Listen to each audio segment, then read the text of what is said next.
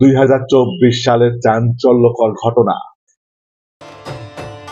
ঝিনাইদহ 2 হরিণাকুণ্ড ও সদর আসনের সাবেক সংসদ সদস্য তাহজিব আলম সিদ্দিকী শমী 2013 সালের ঝিনাইদহ শহরে বিক্ষোভ মিছিলে সহিংসতার ঘটনায় জামায়াত নেতা আব্দুস সালাম নিহত হন।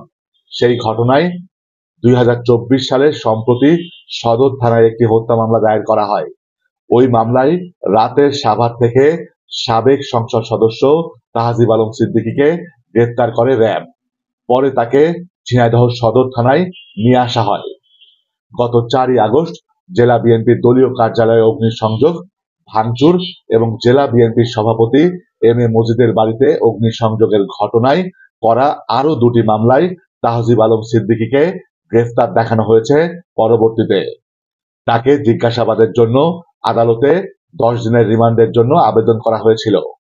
বিচারক 3 মামলায় 1 দিন করে মোট 3 দিনের রিমান্ড মঞ্জুর করে পুলিশ হেফাজতে রেখে জিজ্ঞাসাবাদের নির্দেশ দিয়েছিলেন। পরবর্তীতে তিনি জামিন পান। ঝিনাইদহ 2 আসন সদর আংশিক ও হরিণাকুণ্ড উপজেলা থেকে তাহজিব আলম সিদ্দিকী 2014 সালে স্বতন্ত্র প্রার্থী হিসাবে প্রথম সংসদ সদস্য হিসাবে নির্বাচিত হন। পরে তিনি 2018 সালে আওয়ামী লীগের মনোনয়নে নৌকার প্রার্থী হিসাবে আবারও জয়ী হন। তার বাবা নূরে আলম সিদ্দিকী ছাত্রলীগের কেন্দ্রীয় সভাপতি ছিলেন।